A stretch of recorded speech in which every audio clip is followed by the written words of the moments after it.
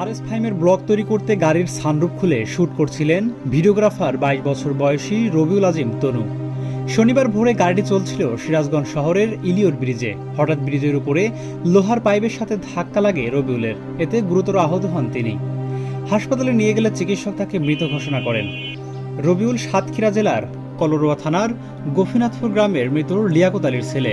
তিনি স্টামফোর্ড বিশ্ববিদ্যালয়ের film and media studies বিভাগের ৮১ ব্যাচের শিক্ষার্থী।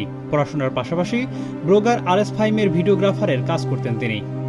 এই ঘটনার বর্ণনা দিয়ে ইউটিউবার আরএস ফাহিম এক পোস্টে লেখেন, আজ ভোর ৫টা ৩০ দিকে আমাদের আজিম দুনিয়ার মায়া ত্যাগ করে চলে গিয়েছেন। ইন্না লিল্লাহি ওয়া ইন্না ইলাইহি রাজিউন। কিভাবে বর্ণনা করব কিছুই বুঝতে পারছি না।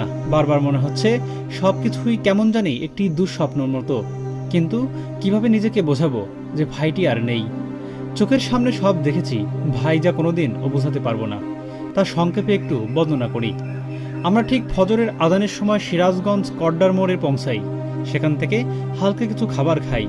এরপর আমরা ক্রস বা ৩-এ যাই। সেখানে আজিম তার মতো করে শ্যুট নিতে ব্যস্ত ছিল। তারপর কিছু সময় কাটাই সেখানে। এরপর আমরা রওনা হই হোটেলে যাওয়ার উদ্দেশ্যে। যাওয়ার পথে সে সামনের একটি গাড়িতে উঠে সানরুফ দিয়ে বের হয়ে শ্যুট নিচ্ছিল। এর মধ্যে এসএস রোড দিয়ে বড়পুল পার হওয়ার সময় উপরে থাকা লোহার যে বারটি রয়েছে, বলা হয় যাকে সানরুফে, দাঁড়িয়ে থাকার কারণে মাথায় এবং বুকে সজোর আঘাত হানে। উল্টো হয়ে ফিরে থাকার কারণে সেও বুঝতে পারেনি, যার কারণে আঘাতটা সরাসরি তার মাথার পিছনে গিয়ে লেগেছে। মাথার পিছে আঘাত লাগার ফলে তৎক্ষণাৎ সে সেখানে গাড়ির ভিতরে লুটিয়ে পড়ে। তৎক্ষণাৎ ২ থেকে ৩ মিনিটের মধ্যে আমরা সিরাজগঞ্জ সদর হাসপাতালে পৌঁছাই। সেখানে নেওয়ার আগেই আমাদের ভাই দুনিয়ার মায়া ত্যাগ করেছে। তার জন্য কিছুই করার সুযোগটাও পাই নাই। চোখের পলকে সব শেষ হয়ে গেল। চিরদিন দায়ী থেকে যাব। ২ মাস আগেও বাবাহারা হয়েছে এই ছেলেটির চলে যাওয়া তার মাকে জানানোর মতো কষ্ট কখনো বোঝাতে পারবো না।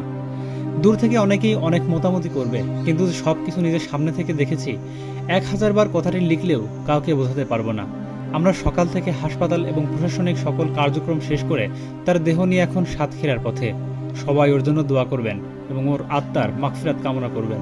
এই ঘটনায় নিজের কাছের মানুষকে হারিয়ে অনেকটাই ভেঙে পড়েন জনপ্রিয় ইউটিউবার ফাহিম চৌধুরী।